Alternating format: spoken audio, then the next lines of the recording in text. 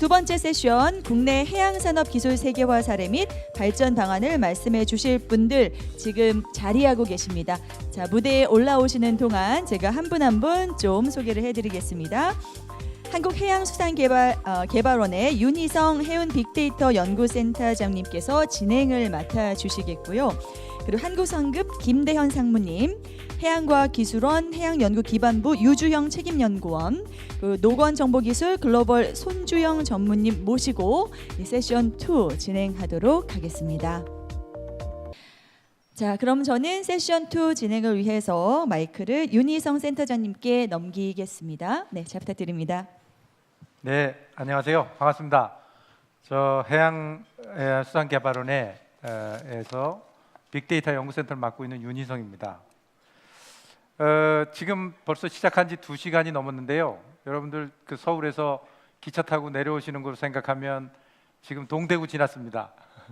조금 이제 지겨워지실 때가 됐죠. 그래서 좀 가볍게 스트레칭도 하시고 이제 마지막 세션인데요. 굉장히 재밌는 주제입니다. 이 해양산업과 관련된 부분의 그 기술이 어디로 가고 있고 또 어떻게 활용될 수 있는지, 그 변화로부터 뭘 배울 수 있는지, 우리는 어떻게 대응해야 되는지, 뭐 그런 부분에 대해 가지고 세 분의 그 연사께서 이제 말씀을 해주실 텐데요. 첫 번째 세션은 첫 번째 발표는 그 스마트 그 조선해운 기술 관련된 부분입니다. 그래서 스마트 하면 스마트 시티 이런 거 떠오르시죠? 도시가 알아서 돌아가는 겁니다. 그럼 해운 부분에서 스마트라는 게 도대체 해운이나 조선에서 어떻게 그 전개될지 이런 거에 대해 가지고 그 한국성급에서 한국성급 연구소를 맡고 계시는 김대현 소장님께서 발표를 해주시겠습니다. 박수로 모셔주시기 바랍니다.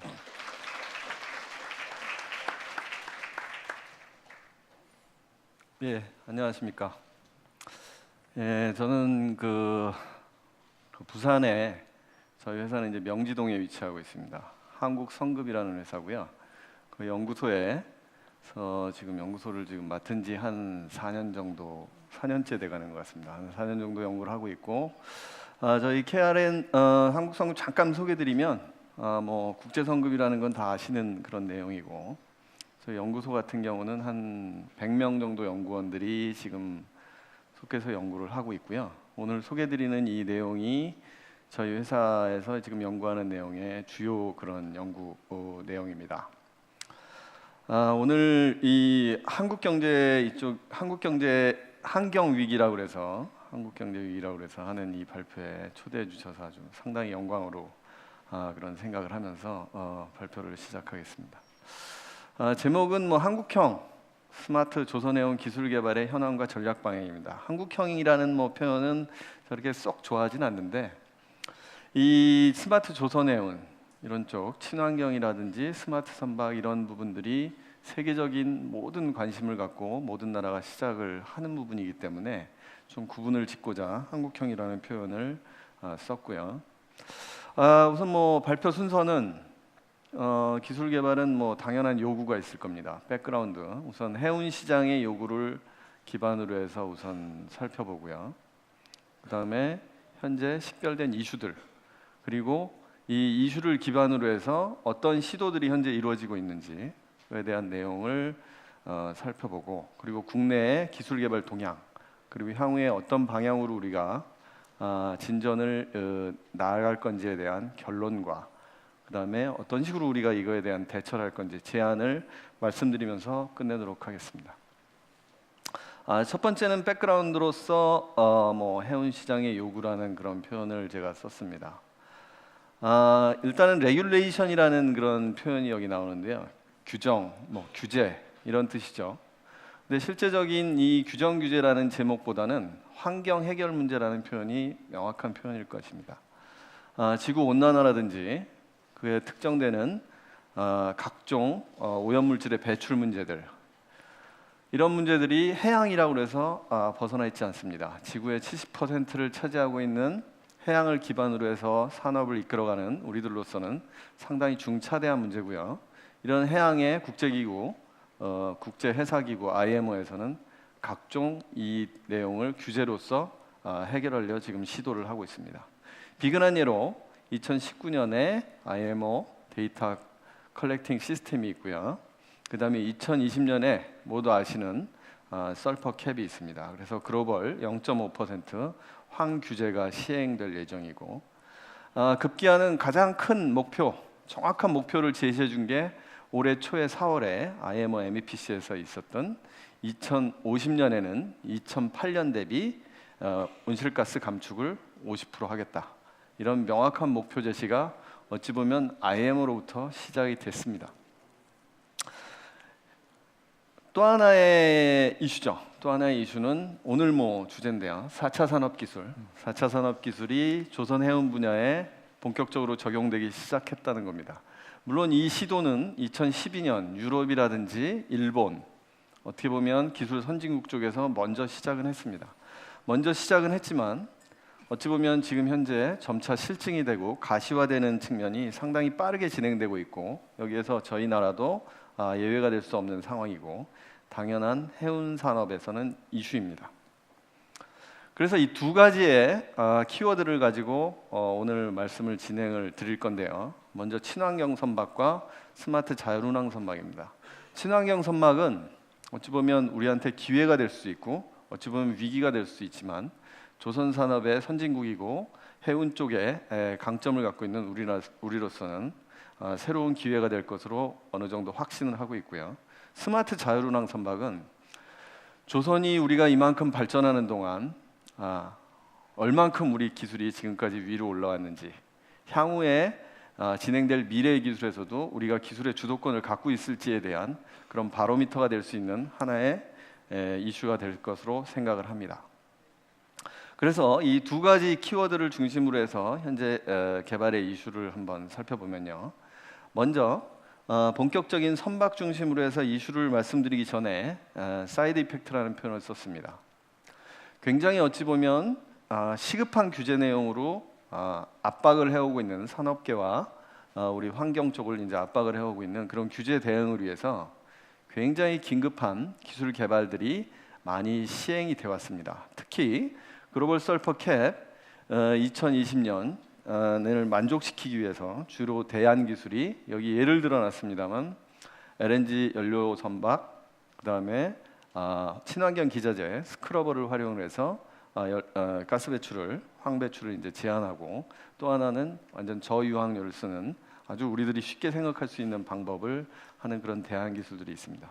이런 대안 기술들이 다양히 있지만 어찌 보면 긴 오랫동안 연구 기간이 있지 않았던 그 관계로 부작용, 장점도 있고 단점도 지금 확인됐습니다. 위험성도 확인됐고요. 그리고 인프라도 지금 현재 구축이 돼 있지 않은 상황입니다. 이런 상황에서 이 어떤 기술이 최고의 기술이 되고 최적의 기술이 될지는 아무도 아직 확신을 하지 못하는 상황이고, 시장 상황, 해운 회사마다 사정에 따라서 다양한 이 해법을 제시할 수 있는 이런 상황으로 흘러가고 있습니다. 예를 들어서 여기 친환경 선박에 두 가지로 이제 나눠서 생각을 해봤는데요. 고려 사항이라는 거는 저희들이 선박을 설계할 때 고려하는 그런 내용들입니다. 친환경 선박에는 기존에 역대 우리가 그 선박을 만들고 건조할 때 고려하지 않았던 친환경성, 그 다음에 이 친환경성에 이은 기술을 어떤 식으로 우리가 발전을 해나갈 것인지, 그리고 이 친환경 새로운 기술들을 적용하는데 법적이나 제도가 크게 문제가 없는지, 그리고 인프라가 완전히 구축이 됐는지, 이런 것들의 고려사항은 하나하나씩 검토가 되어갈 수 있습니다. 하지만 밑에 있는 선택사항 같은 경우는 상당히 다양한 선택의 경우가 존재하고, 선택에 따라서 문제가 발생을 할 수도 있고 최적의 상품이 탄생할 수도 있고 다양한 경우의 수가 발생하게 되고 있습니다. 그래서 어찌 보면 환경 문제가 근본적으로 2050년 우리 규제를 만족시키기 위해서 가기 위해서 어떤 방향으로 가야 될지, 정확한 솔루션은 어딜지에 대한 고민을 우리 조선업계와 해운업계, 회사 산업 전체가 하고 있는 것입니다. 자율운항 선박 측면에서 봤을 때도요. 자율운항 선박은 고려사항과 요구 기술 두 가지로 구분을 해볼 수 있는데요. 고려사항 부분이 친환경 선박보다 오히려 복잡합니다.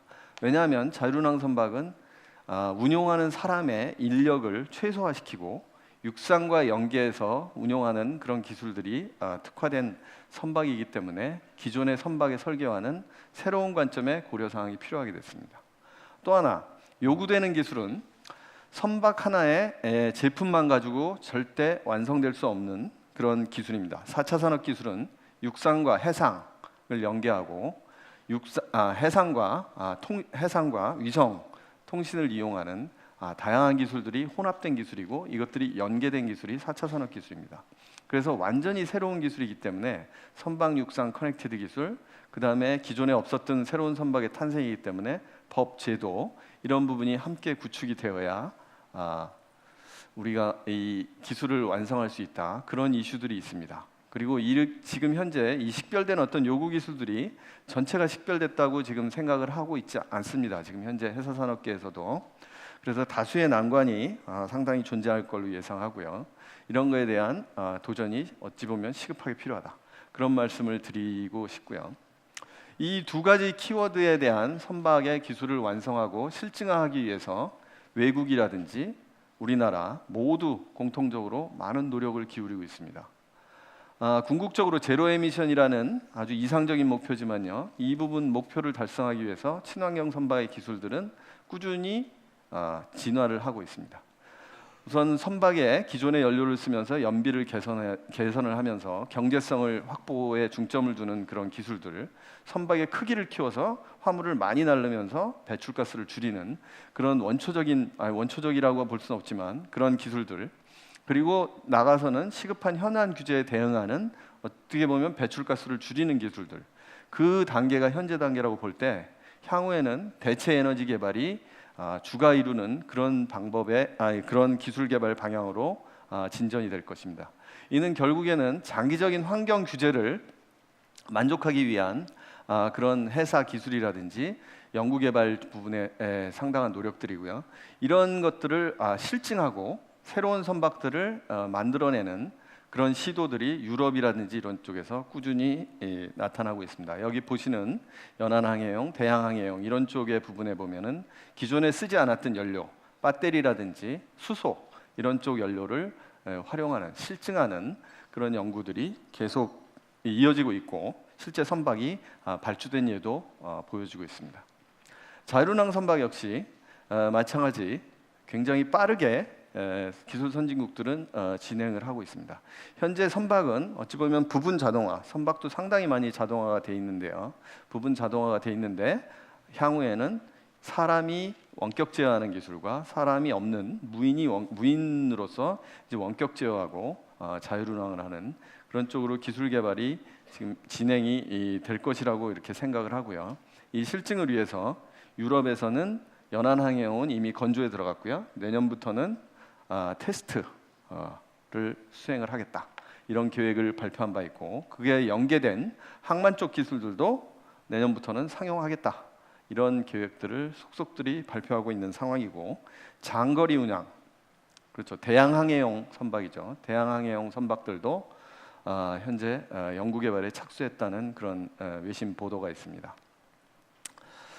이런 두 가지의 이 새로운 기술들 기존에 저희들이 생각하지 못했던, 물론 뭐 생각은 했더라도 실증을 했다거나 증명해본지 못했던 그런 기술들의 문제점은 실제적으로는 신뢰성 문제 그리고 안전성 문제입니다. 특히 안전성 문제는 실제 타보지 않고 실제 수행해보지 않고는 알 수 없는 문제들이라는 문제점이 존재합니다.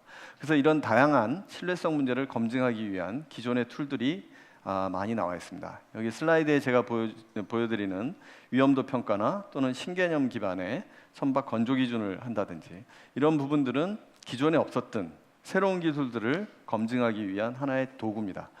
하지만 이런 도구로서 모든 것들이 검증이 되기는 상당히 어려울 것 같고요.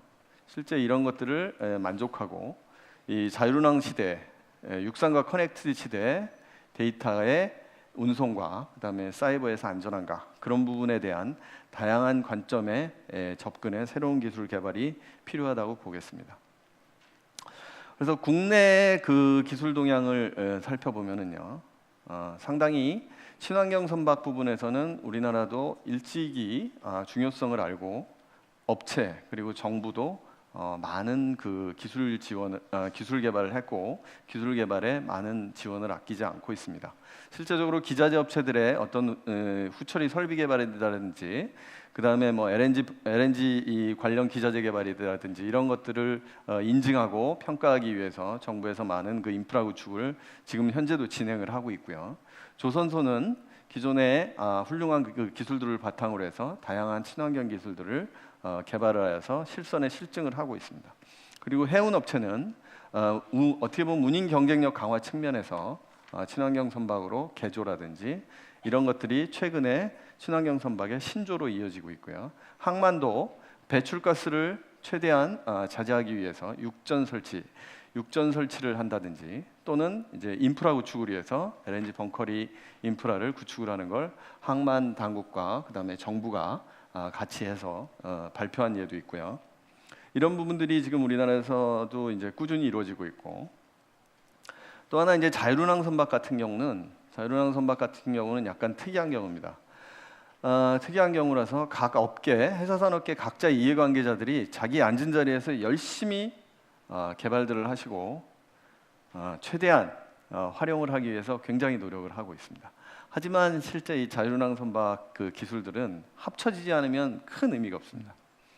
전혀 의미가 없는 기술이기 때문에 이 기술이 앞으로 이제 합쳐질 날을 좀 저희들은 이제 기대를 하고 있고요.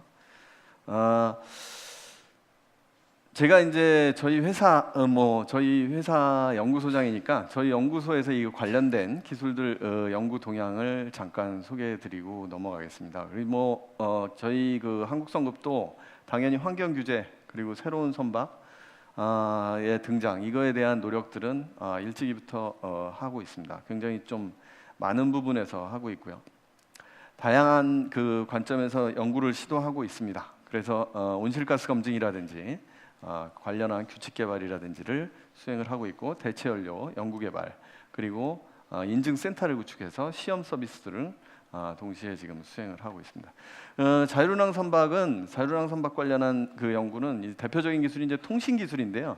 그래서 해상 이내비게이션 서비스 기술 개발에 현재 참여를 하고 있고 그다음에 선박의 엔진 상태 기반 유지 관리 시스템 이 부분 기술 개발도 올해부터 시작을 해서 수행을 하고 있습니다.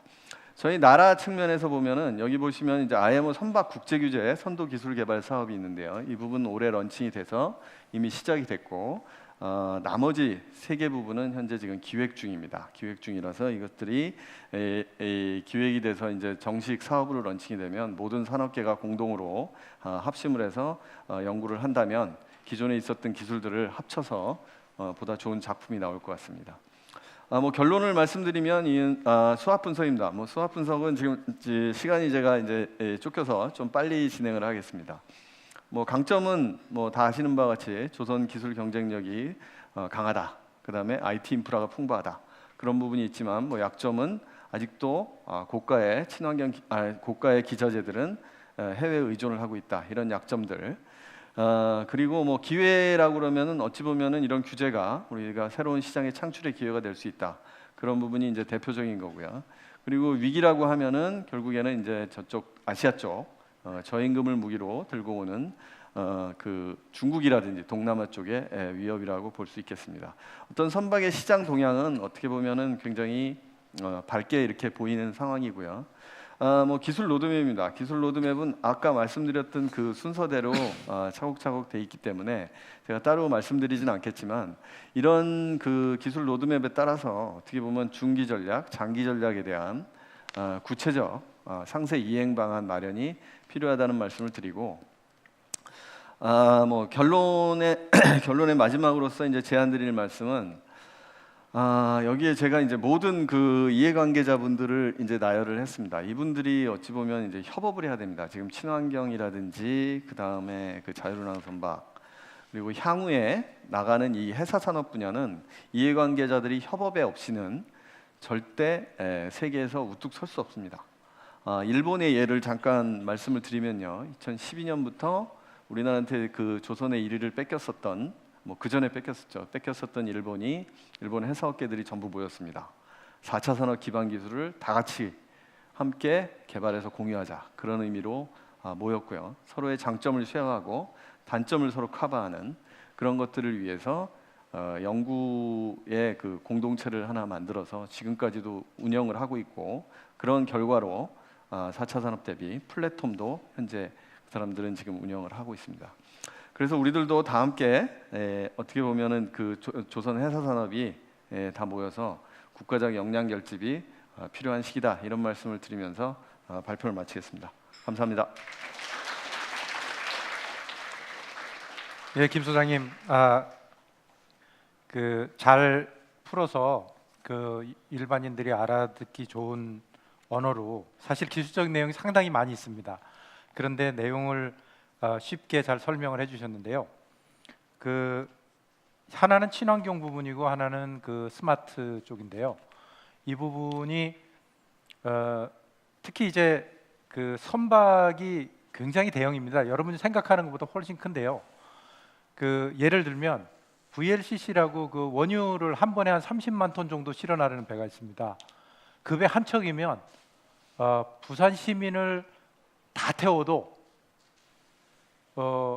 한 3분의 2밖에 차지 않습니다. 그 정도로 배가 크거든요. 그런 큰 배가 그 움직이다 보니까 연료를 과거에 저질유를 썼어요. 그래서 상당한 공해 요인이 됐습니다. 그래서 한 20척, 30척 되는 배가 1년에 내뿜는 공해 물질이 전 세계 자동차가 내뿜는 그 공해 물질하고 비슷한 정도의, 그러다 보니까 이제 그 눈을 떠서 친환경 이런 부분이 얘기가 됐고요. 그런 부분의 기술을 우리가 선도하고 있습니다. 우리가 조선 대국이고 그 조선 대국의 기술을 뒷받침하는 뒤에 한국 성급이 있고요. 거기서 또 연구해 나가면서 이런 문제를 해결해 나가고 있고, 그 다음에 친환경 부분은 스마트 부분은 이 배 쪽에서도 자율주행 차 이런 거 나오듯이 자율주행 선박, 오토노머스 쉽이라 그러는데요. 그런 부분이 진행이 되고 있거든요.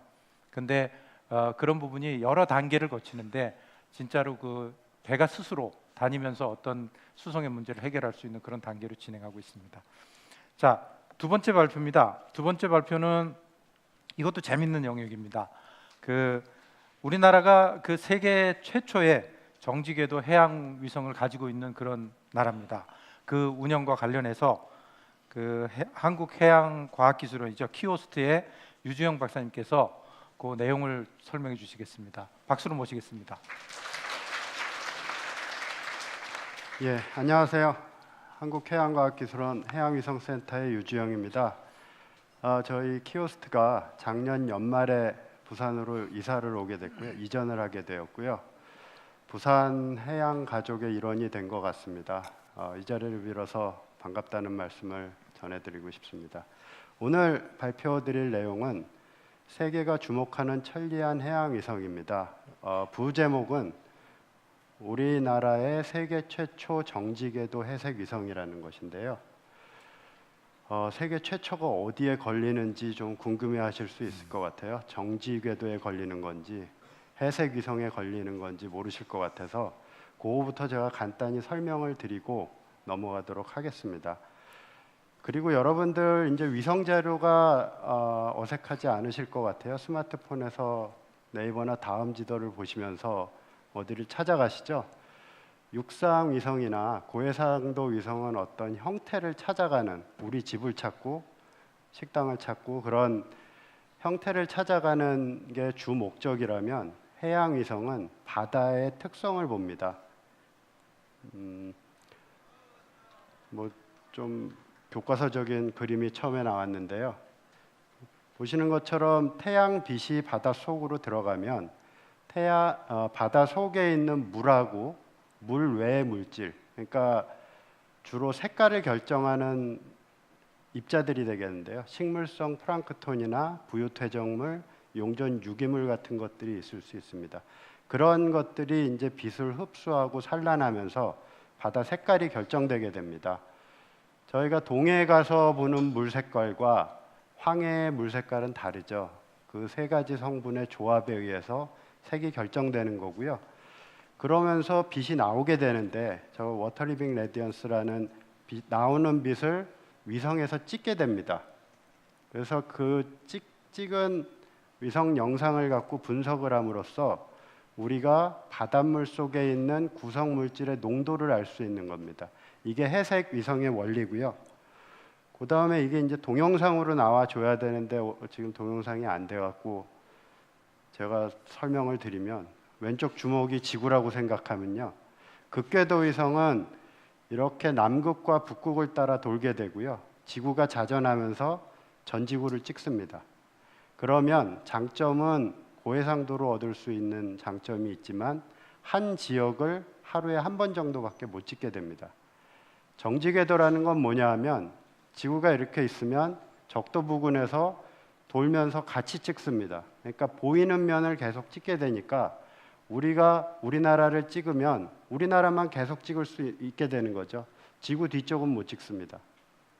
그러면 무슨 장점이 있냐라는 것인데요, 시간적으로 극궤도가 하루에 한 번 찍을 수 있는 위성이 정지궤도에다 달면 하루에 8번, 그러니까 태양빛이 있어야 되니까 아침부터 해지기 전까지 계속 찍을 수 있다는 것이죠.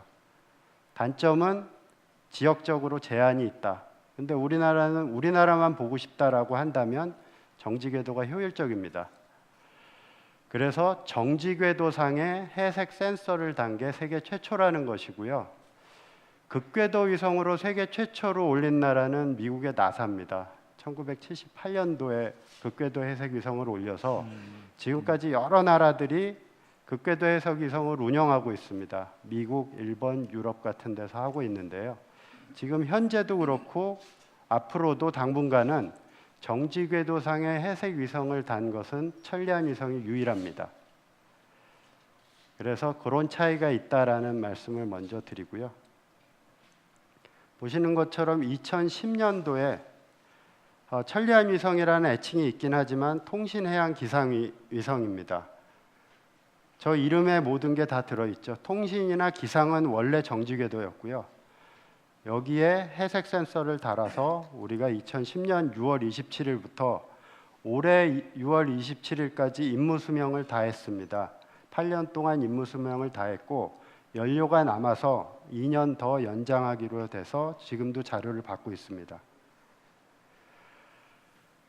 2호기 위성은 내년에 이제 올라가게 됩니다. 그래서 1호기랑 하는 일은 비슷하지만 센서가 엄청 향상돼서 차이가 있게 되고요. 1호기의 임무를 보완하고 이어서 하게 되는 것입니다. 그러니까 어떻게 보면 올해 내년도부터는 앞으로 1년 동안은 1호기와 2호기의 위성을 저희가 동시에 받을 수 있습니다. 그걸로 이용해서 많은 연구도 수행할 수 있으리라 보고요. 관측 임무를 보시면 한반도 주변 해양 환경을 볼 수 있고요. 전지구 해양 환경 장기 모니터링도 가능한데, 여기서 전지구라 함은 한반도가 있는 한쪽 구면만을 말씀드리는 거고요. 그 외에 여러 가지 연구를 할 수 있습니다. 1호기와 2호기의 차이점에 대해서 좀 설명을 드리면, 분광 해상도가 밴드가 8개에서 13개로 늘어났다. 우리가 분광 해상도라는 건 뭐냐 하면요, 여러분이 카메라로 사진을 찍으면 레드, 그린, 블루 3가지 밴드를 합성해서 칼라 영상을 만들거든요. 그런 밴드가 3개인 겁니다. 근데 이 카메라는 8개 밴드였고요. 2호기는 13개 밴드로 늘어나서 더 분광 특성을 더 확실하게 볼 수 있고요. 공간 해상도는 500m에서 250m로 4배 좋아집니다. 그리고 관측 일수도 하루에 8번 찍던 것을 하루에 10번 찍고요. 관측 영역도 동북아만 찍다가 동북아 지역을 찍고 하루에 한 번씩은 전구 관측을 하게 됩니다. 전구 관측을 하면 장점이 뭐냐 하면, 저희가 기후변화에 민감한 엘니뇨냐 라니냐 같은 그런 특성도 매일 찍음으로써 더 빨리 볼 수 있다라는 장점도 있고, 그 다음에 우리나라 주변이 아니라 저 원양어선들이 주로 뭐 참치를 잡거나 이런 어장에 대한 정보도 저희가 매일매일 보고서 그 정보를 활용할 수 있는 그런 장점이 있습니다. 성능이 이렇게 달라짐으로써 바뀌는 거는 또 산출물이 달라지게 됩니다. 고시 1에서 고시 2로 가면서 자료도 물론 많아지고요. 밴드가 많아지고 많이 찍게 되면서 산출물도 10몇 종에서 2배 높아지게 26종으로 2배 좋아지게 되고요. 그 외에 기본 산출물이 있습니다. 기본 산출물은 극궤도든 정지궤도든 해색위성이 관측하는 해양 환경 자료고요. 해양 환경 자료로부터 또 재가공을 해서 우리가 응용 자료를 얻게 되고 해양뿐만 아니라 기상이나 육상에서의 정보도 얻게 됩니다. 지금까지 말씀드린 거는 사실은 2010년 6월 27일 날 위성이 발사되고 나서 설명드리는 내용이랑 크게 차이가 없을 거예요. 위성이 성공적으로 발사됐다, 세계 최초다. 사실은 저희 해양 연구자들은 위성이 발사되고 성공적으로 발사된 게 성공이 아니라 성공적으로 발사된 위성을 얼마나 해양에서 많이 활용했느냐, 그거에 의해서 성공 여부가 결정되게 되고요. 결국 8년이 지나서 저희 천리안 위성의 현업화 연구 성과 및 현황에 나오게 됩니다. 이것도 동영상인데 제가 말로 설명을 드리면 하루에 한 번 찍던 영상을 하루에 8번 찍어서 구름 부분을 제거하고 합쳐보면 더 많은 정보를 얻을 수 있다라는 거고요. 이거는 동영상이 이제 꺼멓게 나옵니다. 이거를 설명을 드리면 시간적으로 연안에서 시간에 따른 연안에서의 어떤 해양 변화도 알 수 있고요. 매일의 변화도 알 수 있다라고 말씀드릴 수 있겠습니다. 그리고 2013년도에 적조가 났을 때 아주 대규모 적조가 났었는데요. 저희 해색위성으로 보면 이렇게 빨갛게 적조가 보입니다. 더 나아가서는 이렇게 큰 규모의 적조에 대해서만 천리안에서는 관측이 되지만 뒤에 제가 설명을 드릴 건데 다른 위성과 다른 플랫폼이라 하면 위성인지 항공기인지 이런 것들인데요. 무인기 같은 거를 활용하면 적조가 있다 없다 저렇게 하는 거 외에 적조종, 적조셀 농도 같은 것들도 저희가 정확하게 파악할 수 있을 것입니다. 최근에는 적조보다도 연안에서 괭생이 모자반이나 녹조에 대한 피해가 많아지고 있는데요. 괭생이 모자반 같은 것들을 어떻게 정확하게 분석하느냐도 저희 연구 주제 중에 하나입니다. 위에 2개의 그림을 보면 외국에서 만들어낸 괭생이 모자반 분포도인데요. 그 중국 쪽하고 제주도 아래쪽에 어떤 모자반 형태를 파악할 수 있는데 아래쪽 사진을 보면 더 확실하게 구분이 되고요. 이쪽 오른쪽 부분에 녹색으로 나 있는 부분이 어떻게 보면 이미 영상 처리해서 오류가 난 부분인데 아래 그림에서는 더 깨끗하게 면적을 파악하는 걸 아실 수 있습니다. 그리고 중국으로부터 괭생이 모자반이 우리나라에 얼마나 오는지, 얼마나 걸려서 올지를 영상을 보고 우리가 준비할 수 있습니다. 그 외에도 저염분수, 주로 양자강의 저염수가 우리나라 양식장에 많은 남해안과 제주도에 영향을 미치게 되는데요. 그런 것들의 영향도 분석을 할 수 있고요. 냉수대도 가능합니다. 그리고 몇 년 전이죠. 두만강 홍수로 인해서 해상 쓰레기가 많이 왔다 그러는데 저희 위성 자료랑 수치 모델, 해양 예보 모델하고 연계를 하면 그게 어떻게 오는지 예측도 가능합니다.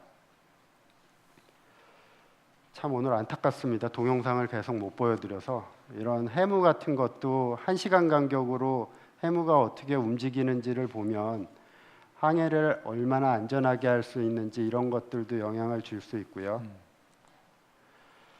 그다음에 저희가 이런 기술을 산업화 관련해서는 한계 안전 해양 정보 시스템과 연계해서 부산항 쪽에 대해서 지금 활용을 하고 있습니다.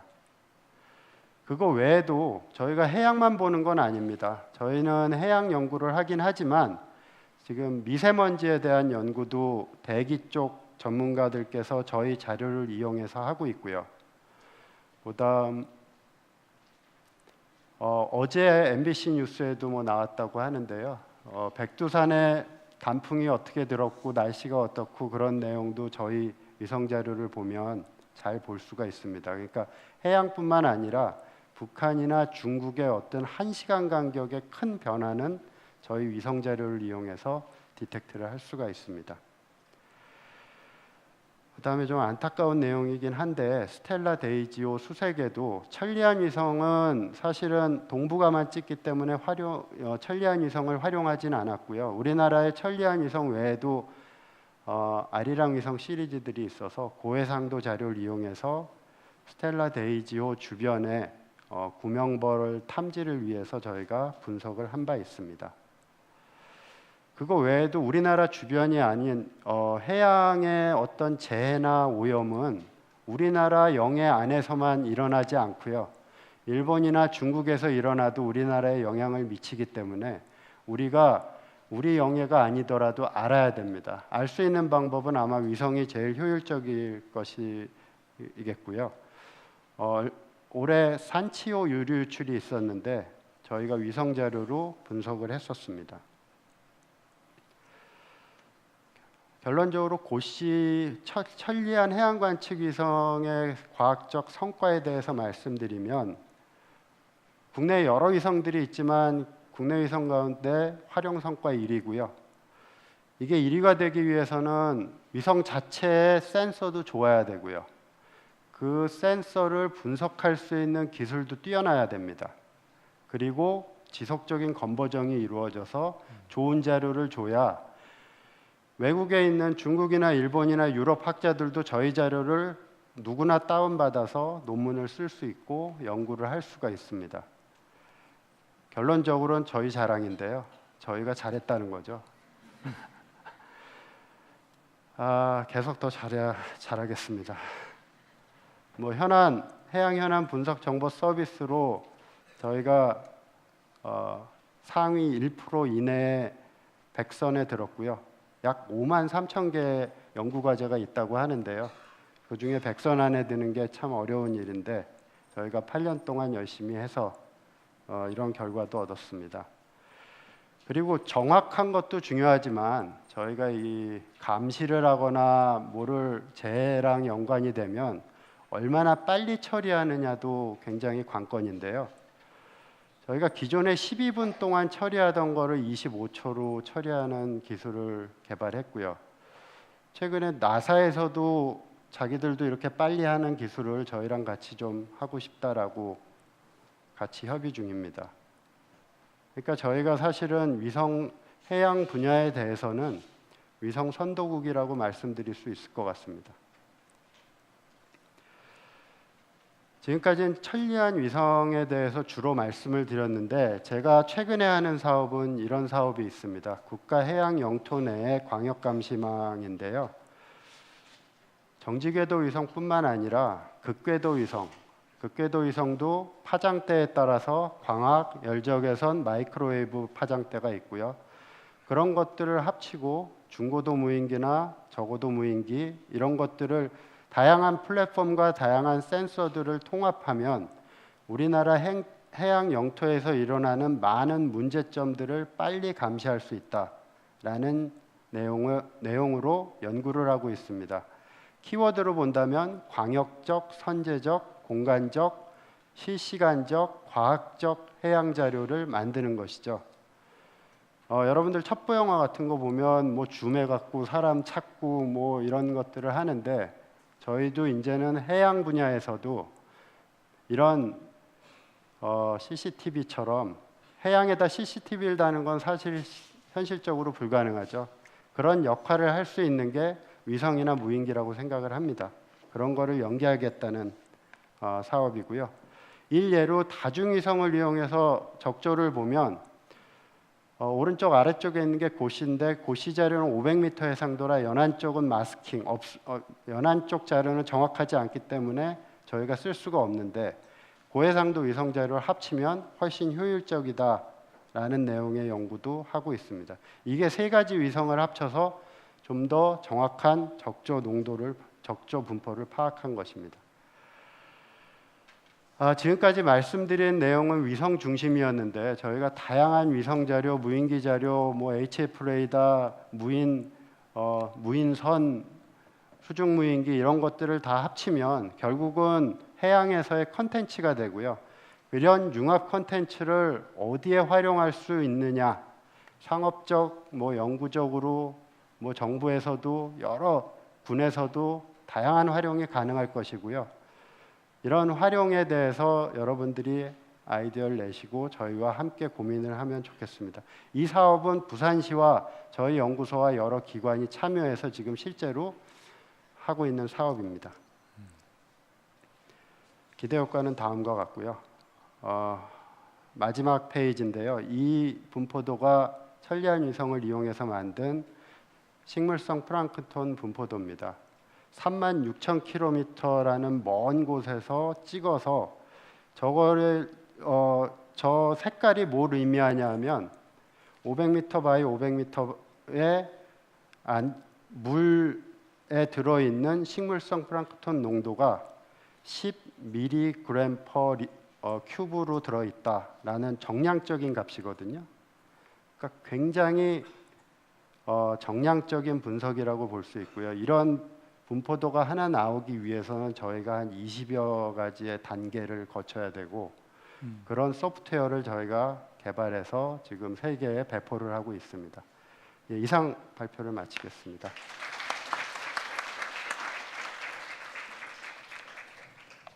네, 재밌는 발표 감사합니다. 저도 지금 인공지능을 활용한 해운시장 분석 이런 연구를 하고 있는데요. 흔히 데이터를 원유에 비유합니다. 그럼 원유를 이 데이터를 어떻게 확보하느냐 하는 게 굉장히 중요한데요. 이런 제가 상상할 수 없는 과학 기술입니다. 사실 고도 36,000km 위에서 카메라 갖고 찍었는데 그거로 250m를 식별할 수 있고 이런 얘기는 상당히 뭐라 그러나 제가 보통 사람이 상상하기 어려운 그런 기술인데요. 그런 기술을 활용해서 데이터를 확보하고 그 확보한 걸 또 원유에 비유하면 여러분들이 필요한 상품으로 다 만들어내는 일을 하고 있는 거거든요. 그래서 그런 부분들이 어떻게 활용될 수 있는지 한번 생각해 보는 것도 되게 좋은 기회였던 것 같습니다. 자, 세 번째 발표자를 소개해 드리겠습니다. 기업에서 오셨는데요. 기술 부분, 그러니까 디지털 트윈이라는 거를 활용해서 어떤 일을 할 수 있고 그게 어떤 세계화 또 기술 수출 측면에서 어떻게 적용될 수 있는지 하는 것들을 노건정보기술의 손주영 상무님께서 소개해 주시도록 하겠습니다. 박수로 맞아주시기 바랍니다. 네, 안녕하십니까. 오늘 마지막 세션입니다. 시간이 많이 간 것 같고요. 간략하게 저희 회사의 핵심적인 솔루션을 좀 소개해드리고요. 그리고 저희가 글로벌 마켓에 어떻게 진출을 하였는지에 관해서 사례를 중심으로 오늘 발표를 할까 합니다. 혹시 여러분 중에 디지털 트윈이라는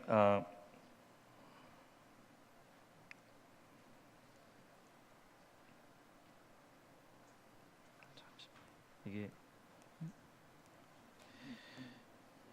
안 넘어가나요? 예, 다른 걸로 하겠습니다. 예.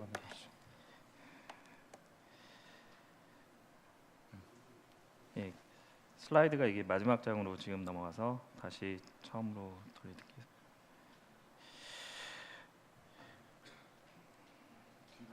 예.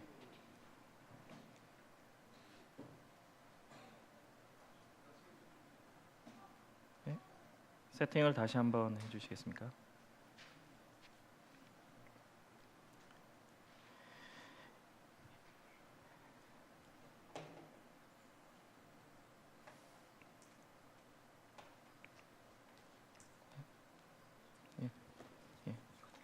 예. 예. 혹시 여러분 중에 디지털 트윈이라는 용어를 들어보셨는지 궁금합니다.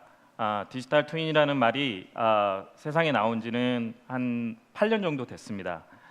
이 기술은 처음에는 우주 항공 분야에서 여러 가지 그 R&D를 하는 과정 중에 모컵이나 아니면 프로토타입을 만드는 그 자체가 굉장히 비용이 비싸고, 그리고 한 번에 테스트를 하고 나서 그거를 재활용할 수 있는 경우들이 많지 않은 일들이 있었습니다.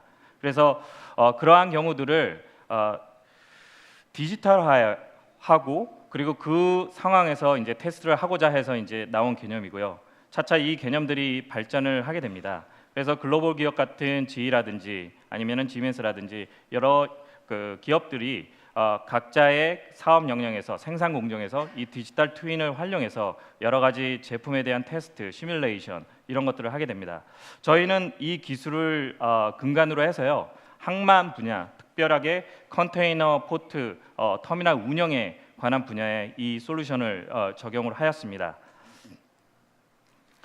지금 그림에 보시는 것처럼 컨테이너 포트에 대한 다양한 그림들을 여러분들은 보고 계십니다. 실질적으로 이 컨테이너 포트는 여러 가지 굉장히 다양한 그 구성 요소들로 갖춰져 있는데요. 컨테이너, 크레인, 뭐 그 안에서 운영되고 있는 여러 트럭들이 있습니다. 이런 트럭들을 마치 디지털에 가상화를 하여서 실사에 물리적으로 있는 그 공간에 있는 내용들을 그대로 카피해서 가상화로 옮겨놓은 그런 개념입니다. 우리는 이러한 것들을 실질적으로 저희가 솔루션을 여러 글로벌의 항만 운영사에다가 제안을 했고요. 그리고 글로벌의 5개 정도의 레퍼런스를 현재 가지고 있습니다. 지금 보시는 것처럼 저희는 리얼타임으로 항만을 실시간으로 가상화를 제공하고 있습니다. 3D로 제공을 하고 있고요. 그리고 그와 더불어서 그 여러 가지 항만에서 움직이고 있는 실시간으로 움직이는 객체들을 실시간으로 추적을 하고 있습니다. 저희가 갖고 있는 여러 가지 그 디지털 트윈 솔루션 중에 특별하게 저희가 주력으로 현재 진행하고 있는 것은 항만 분야입니다. 컨테이너 항만 분야고요. 저희는 이것을 버추얼 터미널이라고 부르고 있습니다. 지금 보시는 거는 저희가 갖고 있는 실제로 적용된 솔루션 데모가 되겠습니다. 여러 글로벌 항만 그 운영사에 저희가 지금 현재 레퍼런스를 갖고 있는데요. 그 중에 하나를 저희가 여러분들한테 지금 보여드리고 있습니다. 보시는 것처럼 실제 컨테이너 포트 항만의 여러 가지 환경들을 실사로 저희가 3D로 버추얼라이제이션을 해서 보여주고 있고요. 이거는 레코드된 내용이 아니라 실시간으로 1초 단위로 데이터를 업데이트해서 보여주고 있습니다. 마치 여러분들이 게임을 하듯이 그 안에 들어가서 여러 공간들을 찾아갈 수가 있습니다. 그리고 아울러서 여러 가지 객체들이 있습니다. 컨테이너, 크레인, 트럭, 여러 가지 이제 그 안에서 그 사용되어 있는 장비들이 있습니다. 그 장비들의 실시간의 위치, 그리고 그 장비들의 그 상태 정보, 이 두 가지를 저희는 추적을 해서 보여주고 있습니다. 이러한 정보들은 그 항만에 있는 다양한 시스템에서 데이터를 저희는 받고 있습니다. 항만에서 가장 핵심적인 데이터로 토스 시스템이 있는데, 그 토스 시스템으로부터 여러 가지 항만 운영에 대한 잡 정보를 받고요. 그리고 항만 컨테이너 내에 설치되어 있는 여러 가지 IoT 인프라스트럭처에서 여러 가지 정보들을 또한 받고 있습니다. 우리는 그러한 정보들을 다 취합을 하고요. 그 정보들을 분석을 해서 항만 운영에 최적화에 도움이 줄 수 있는 오퍼레이셔널한 인텔리전스를 제공하고 있습니다. 아울러서 여러분들이 보시는 것처럼 시각화된 내용을 항만 운영에 있는 센터에서 운영을 하고 있는 운영 관계자들에게 보여줄 수 있고요. 아울러 저희가 경험한 바에 의하면 단순히 이 솔루션은 항만 운영을 하는 담당자에게만 적용되는 것뿐만 아니라 이 항만의 고객들, 이 항만을 방문해서 이 항만이 어떻게 효율적으로 운영되고 어떻게 최첨단 시스템에 의해서 관리가 되고 있는지를 보여주는 어떤 마케팅적인 툴로서도 사용되는 것을 볼 수가 있습니다. 실질적으로 저희가 이 솔루션을 적용을 했을 때 저희가 적용한 글로벌 항만 중에 한 곳은 생산성이 향상이 됐고요. 그 생산성의 향상은 모든 저희가 만나본 글로벌 컨테이너 항만들이 갖고 있는 가장 중요한 KPI였고요. 그러한 과정 가운데 여러 이 솔루션을 여러 다양한 항만들에 저희가 이제 제공을 할 수 있었습니다. 저희는 물론 항만에 주력으로 이 솔루션들을 현재 제공하고 있습니다. 그렇지만 저희가 갖고 있는 디지털 트윈이라는 엔진은 단순히 컨테이너 항만뿐만 아니라 다양한 산업 분야에 적용을 할 수가 있을 것 같고요. 저희는 특별히 물류 쪽에 집중을 해서 이 솔루션을 소개하고 있습니다. 항만에서 또 하나의 산업의 밸류 체인이라고 할 수 있는 웨어하우스 분야입니다. 저희는 웨어하우스 분야도 현재 라이브로 몇 개의 프로젝트를 진행 중에 있는데 데모는 준비하지 않았지만 여러분들이 보시는 것처럼 실질적으로 웨어하우스 내부에서 돌아가고 있는 상황들을 그대로 카피를 해서 3D로 실시간으로 보여주고 있습니다. 그리고 각각의 안에 있는 객체들을 클릭을 했을 때 그 객체에 관한 정보들을 알 수 있고요. 그리고 그 운영에 관한 상태들을 알 수 있습니다. 이러한 정보들은 단순하게 지금 어떠한 일들이 벌어지고 있는지에 대한 관제뿐만 아니라 운영 그리고 최적화의 이용을 목표로 사용되고 있습니다. 그 외에 저희가 하고 있는 프로젝트들을 간략하게 소개를 해드리겠습니다. 실질적으로 버추얼 오토노머스 카라는 지금 현재 프로젝트에 차량의 이동을 지금 추적하고 실시간으로 모니터하는 솔루션을 지금 저희가 진행 중에 있는데요. 저희가 이 솔루션을 하게 된 배경은 저희가 만나는 항만 고객 중에 실시간으로 항만 내에 무인 트럭들을 운영하고자 하는 항만들이 있었습니다. 그래서 그러한 솔루션들을 기반으로 해서 저희가 같이 접목해서 지금 진행을 하고 있습니다. 아울러서 공항에도 지금 현재 비슷한 요구 사항들이 있었습니다. 공항에 다양한 트럭들이 있고요. 다양한 움직이는 자동차들이 있습니다. 그러한 것들에 대해서 실시간으로 저희가 모니터링을 하고 관리를 해주는 그런 솔루션에 같이 적용을 하고 있습니다. 마이닝 분야도 저희가 하나의 이제 사례로서 저희가 지금 현재 진행되고 있는 솔루션이고요. 저희가 지금 간략하게 여러 가지 저희가 갖고 있는 솔루션들이 어떤 분야에 적용되는지를 소개를 해드렸습니다.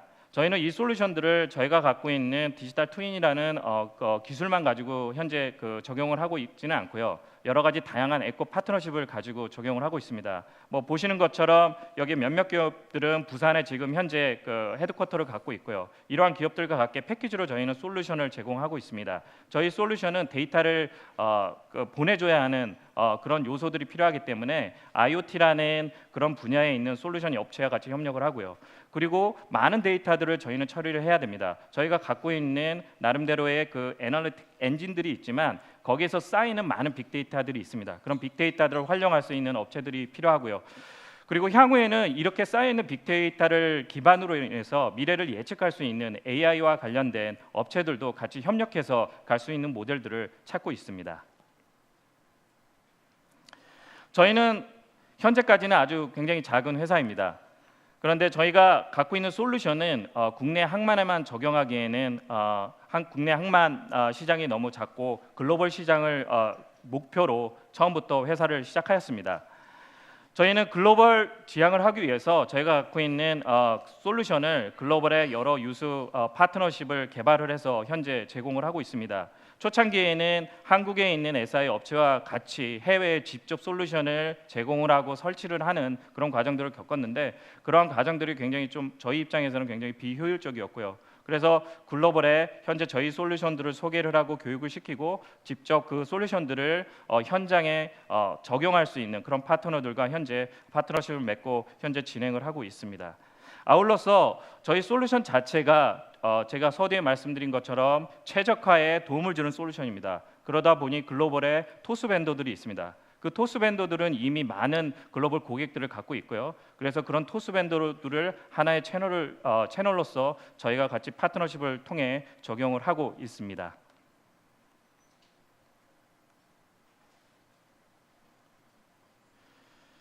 저희 회사가 지금 현재 디지털 트윈이라는 솔루션을 항만 분야에 처음으로 적용을 시작했고요. 그리고 앞서 보여드린 것처럼 다양한 산업 분야에 지금 적용을 하고 있습니다. 아울러서 지금 그동안 저희가 여러 만났던 항만 고객들로부터 얻었던 비즈니스 로직이라든지 그동안 축적된 여러 많은 데이터들이 있습니다. 저희의 고민은 지금 이 데이터들을 어떻게 활용을 할까? 그리고 향후에 이것들을 항만 비즈니스에 어떤 식으로 저희가 적용을 하고 도움을 줄 수 있을까 하는 부분에 많은 고민을 하고 있고요. 그 부분에 R&D에 관련된 여러 프로젝트들을 현재 진행을 하고 있습니다.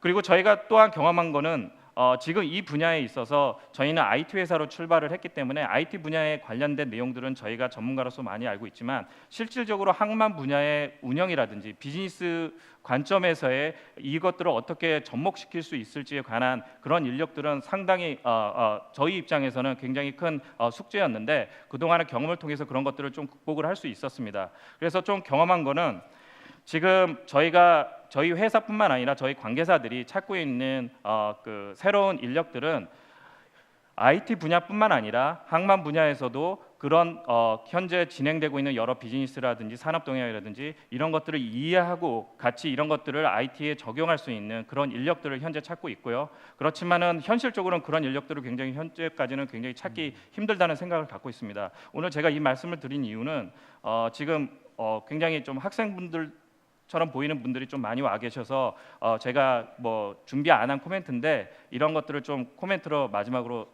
남기고 싶어서 말씀을 드렸습니다. 이상으로 제 발표를 마치도록 하겠습니다.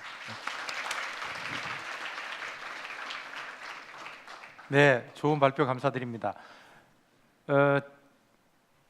이 영역을 들으면서 제가 무슨 생각했냐면 정말 그 좀 재밌는 생각인데요.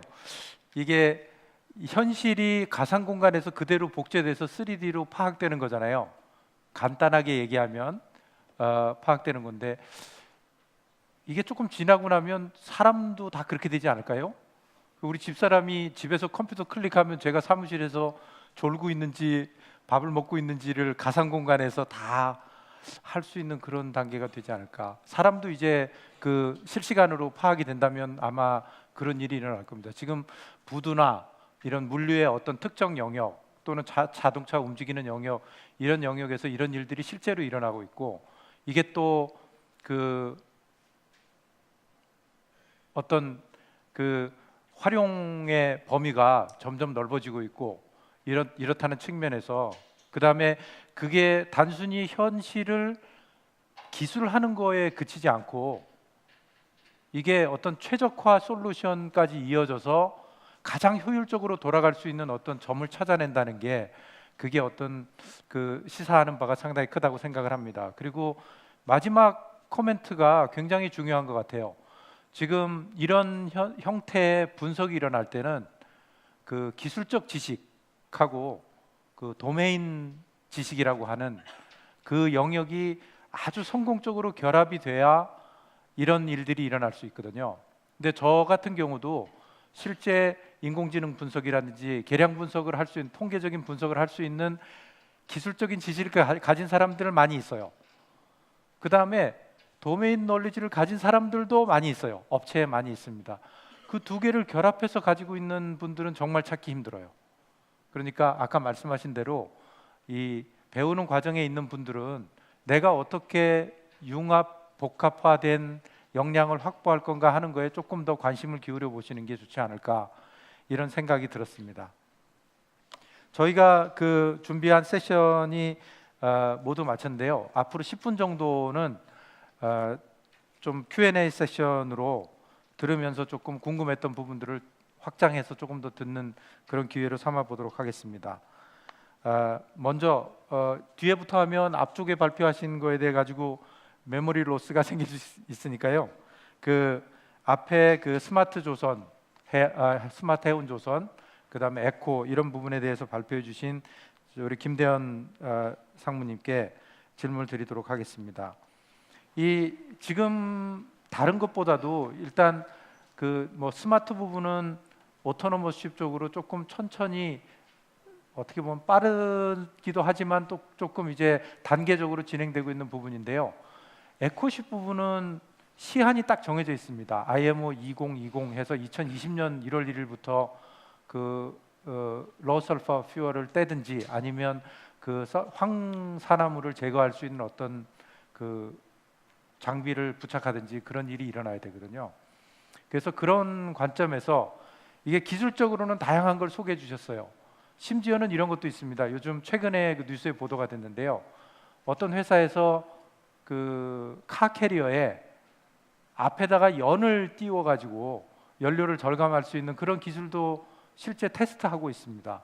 그 정도로 그 관심이 많은 영역이거든요. 그런데 지금 이제 상업적으로 아까 정리를 잘 해주셨는데 그 LNG 추진선, 그 다음에 스크러버 장착, 그 다음에 아예 우리는 정유 단계에서 황산화물이 제거된 그 저유황유를 떼겠다, 이런 세 가지 가닥으로 가고 있는데요. 그런 그 선사들이 상업적으로 선택하는 기준에 대해서 그 추세가 어떤 건지에 대해서 간단히 소개를 해주시면 감사하겠습니다.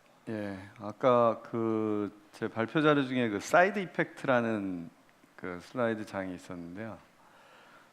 거기에 보시면은 세 가지에 대해서 이렇게 설명이 나열이 됐는데, 실제 그 각각의 방법을 쓰는 선사들은, 적용해야 되는 선사들한테는 아주 굉장히 중요한 문제입니다. 그래서 선사들 입장에서 아주 면밀한 검토들이 아주 많이 이루어졌었고요, 경제적인 걸 포함해서. 그래서 최근에 자료를 보면은 일부 선사들은 그 스크러버 설치를 해서 오염물질 배출을 억제하겠다, 그런 쪽으로 일방적으로 쭉 나가는 그런 선사들도 있고요. 어떤 외국 성급 쪽에서는 어떻게 보면 이제 기술을 리딩하는 쪽, 좀 큰 성급인데, 그런 쪽에서는 LNG 연료 추진으로 장기적으로 가야 된다, 그런 식으로 이렇게 하는 부분도 있습니다. 이게 어떤 기술적인 경향이라기보다는 선택의 문제로 점점 다가가고 있고요. 거기 안에는 이제 경제적인 문제도 함께 있는 것 같습니다. 그래서 뭐 스크러버를 예를 들어서 설치하면 현존선의 모든 선박에 스크러버를 다 설치하려면 그것도 또 설치하는 조선소가 있어야 되고, 뭐 다양한 문제들이 이제 또 따르기 때문에요. 선사 쪽에서 스크러버를 설치하겠다 하는 데는 그만큼 자기네한테는 그게 부작용이 제일 적다라고 판단을 한 거고, LNG 연료 추진선을 현존선에 적용하려면 결국에는 완전히 리트로핏을 해야 되기 때문에 그거에 대한 부담감이 크다, 그런 문제들도 또 같이 상존하는 문제고요. 저유황유를 쓴다는 거는 결국엔 정유사가 판단을 해서 생산을 해줘야 되는 건데, 정유사 입장에서도 이게 얼마나 경제성이 있느냐, 본인들은 또 그 부분에 또 문제이기 때문에 결국에는 이 2020년까지 이 논의가 누구는 이걸 선택했다, 누구는 이걸 선택했다, 그런 부분이 연속해서 계속 중복해서 일어나지 않을까, 그런 생각을 한번 해봅니다. 예. 예, 그 최근에 머스크 사례를 가지고 분석한 기사가 있었습니다. 그걸 보면 그 저유황 연료를 사용하는 경우에 지금 그 머스크라는 선사가 1년에 연료비로 지출하는 금액이 33억 불입니다. 그런데 저유황료를 사용하게 되면 그거에 추가해서 20억 불을 더 사용하게 된다고 하거든요. 약 60% 정도의 비용 증가 그 영향이 있는 겁니다. 이 문제를 해결하려고 하는데 그 한국 선사도 똑같이 이제 그런 부분에 직면해 있습니다.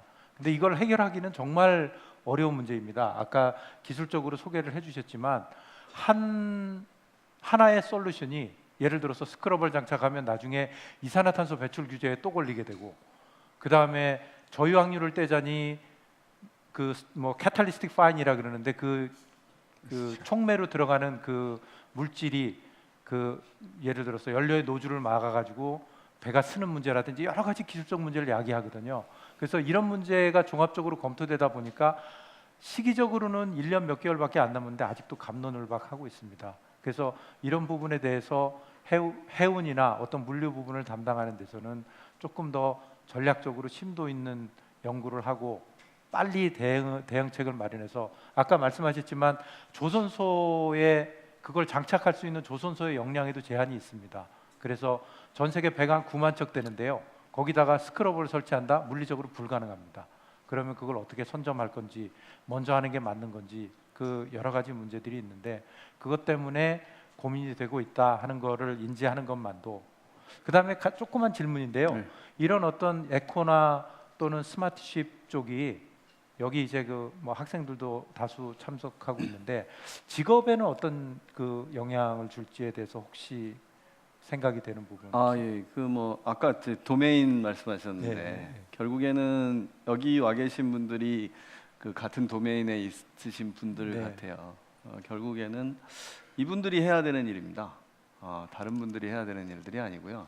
그렇지만 물론 추가되는 일들이고 다른 기술들이 이제 융합되는 부분이 있기 때문에 저기 보면 비욘드 오션이라고 돼 있는데 자기 배운 거에서 좀 더 노력을 하는 네네. 그런 거를 하면은 충분히 뭐 들어왔는 이 일에 뭐 적용하는데 큰 문제는 없지 않을까 그렇게 생각합니다. 네, 감사합니다.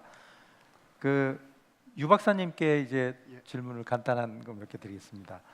지금 그 데이터들이 이제 정도 쌓여가는 데이터가 이제 빅데이터인데요. 빅데이터라는 게 그 분야에, 그러니까 위성에서 캡처하는 데이터뿐만이 아니라 다른 영역의 데이터까지도 복합적으로 작용해서 결국은 이제 그 머신러닝 기반의 분석을 통해서 그럼 우리가 원하는 어떤 의사결정에 도움이 되는 자료를 산출하게 되는데요. 지금 어떤 데이터의 융합의 차원에서는 어떤 노력들이 이루어지고 있는지 그 부분에 대해서 조금 코멘트해 주시면 감사하겠습니다. 예, 자료 융합 부분에 대해서는 아까 제가 발표에서 좀 말씀드렸듯이 플랫폼을 한정하지 않고요, 센서도 한정하지 않고요, 모든 자료들을 종합적으로 융합해서 그렇게 되면 저희가 원격 탐사에서는 해상도가 4가지라고 합니다. 그러니까 저희가 네이버 지도만 보면 공간 해상도, 분광 해상도, 시간 해상도, 방사 해상도 이렇게 4가지 해상도가 있는데 융합을 해야 그 4가지 해상도를 만족시킬 수가 있습니다. 예, 그러니까 지도도 대축척, 소축척이 다 있으면 더 효율적인 것처럼 그런 식의 융합이 이루어지면 훨씬 더 실용화도 더 가속화되지 않을까 생각합니다. 네, 네, 감사합니다. 마지막으로 이제 시간이 다 돼가는데요. 손상무님께 한 가지 간단한 질문 드리겠습니다. 제가 알기로는 항만 분야에서 기존에도 최적화 문제를 해결하기 위해서 기존에 뭐 여러 가지 시뮬레이션들이 도입돼서 예. 최적화 문제를 해결해 온 걸로 알고 있는데요. 지금 이 디지털 트윈이라는 형태의 솔루션이 최적화 측면에서나 또는 뭐 전체적인 솔루션의 제공이라는 측면에서 기존의 시뮬레이션 대비 어떤 우위가 있는지에 대해 가지고 조금 좀 설명을 해주시면 감사하겠습니다. 말 그대로 시뮬레이션은 실제 상황이 아닙니다. 실제 상황이라고 가정을 하고 일정 부분의 어떤 데이터들을 집어넣고 그 결과치를 이제 보는 건데요. 저희는 그런 시뮬레이션을 제공하는 그 솔루션과는 차별성을 둔 게 저희는 실시간으로 데이터들을 표출해주는 그런 역할을 합니다. 근데 여기서 실시간으로 데이터를 이제 눈으로 보이는 거는 표출을 해서 보여주는데 저희가 보여주는 그 내용들 그 이면에는 데이터를 모아서 그리고 그것을 분석을 해서 최적화에 유용하게 쓸만한 정보들을 생성을 하게 됩니다. 예를 들어서 저희가 움직이는 항만에서 움직이는 트럭들을 모니터합니다. 그래 트럭의 위치를 알고요. 그리고 그 트럭의 현 상태를 합니다. 현 상태라는 거는 예를 들어서 그 트럭이 연료가 지금 어느 정도 있고 그리고 그 연료로 어느 정도까지 몇 시간 동안 운행을 할 수 있는지 이런 것까지 저희가 이제 정보를 다 이제 계산을 하고 찾아내고요. 그러한 정보들을 저희가 저희 독자적으로 현재까지는 그 최적화에 적용을 하지 않고요. 모든 항만의 대부분 그 터미널 오퍼레이션 시스템이라는 토스 시스템들이 있습니다. 그 토스 시스템에 저희가 최적화에 적용할 수 있는 그런 정보들을 전달해 주게 됩니다. 그러면 터미널 오퍼레이션 시스템은 그 정보를 기반으로 해서 기존에 이미 플랜된 이미 갖고 있는 그 스케줄이 아니라 그 스케줄보다도 더 최적화된 스케줄을 실시간으로 바꿔주게 됩니다. 예를 들어서 저희가 여러 항만들의 컨테이너들을 이제 크레인이 올리고 내리고 하는 그런 작업들을 봤는데 뭐 한국 같은 경우에 부산 항만 같은 경우에는 그런 부분들이 굉장히 잘 있어서 질서정연하게 트럭들이 오고 내리고 올리고 이런 것들이 되는데 저희가 이제 동남아의 이제 항만들 반자동화 정도 수준을 갖고 있는 항만들을 가다 보면은 그런 것들이 굉장히 잘 안 되고 있습니다. 예를 들어서 트럭들이 엉켜서 굉장히 컨제스천이 일어나고요. 그리고 와야 될 트럭들이 제 시간에 나타나지 않고요. 이런 것들이 있어요. 그렇게 되면 저희가 준 정보를 통해서 원래 스케줄대로 오기로 한 트럭이 안 오고요. 가장 가까운 트럭 그리고 지금 놀고 있는 트럭 그런 트럭들을 호출하게 됩니다. 그러면 그런 트럭들이 크레인에 와서 지금 받아야 될 컨테이너를 받아가게 되죠. 그렇게 되면 크레인은 멈추지 않고 지속적으로 컨테이너를 올리고 내리고 하는 것들을 할 수 있게 돼서요. 그런 측면에서 저희가 최적화를 도와주고 생산성 향상을 도와주는 그런 역할을 합니다. 하나의 네. 예로서 말씀드렸습니다. 네, 설명 예. 감사합니다. 예. 지금 제가 시작하기 전에 이제 밀양쯤 왔다고 말씀드렸던 것 같은데 동대구 지났다고요.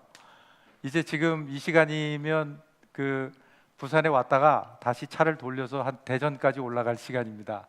이 오랜 시간 동안 이 환경에서 마련한 오셔너미 포럼에서 새로운 트렌드를 읽고 또 새로운 방향을 설정하는 데 도움이 된다는 그런 생각으로 끝까지 자리를 지키고 발표하는 분들의 발표를 경청해 주신 여러분께 진심으로 감사드립니다. 저희 세션 이것으로 마치도록 하겠습니다. 감사합니다. 네, 수고해주신 발표자 세 분 그리고 KMI 윤희성 저자님께 다시 한번 깊은 감사의 말씀 드립니다. 자, 이것으로써 오셔너미 포럼의 모든 순서를 마치도록 하겠습니다. 오랜 시간 동안 저희와 함께 이 자리를 지켜봐 주신 여기 계신 모든 분들 감사드리고요. 그리고 소중한 강연 펼쳐주신 모든 연사분들께 다시 한번 깊은 감사의 말씀 드립니다.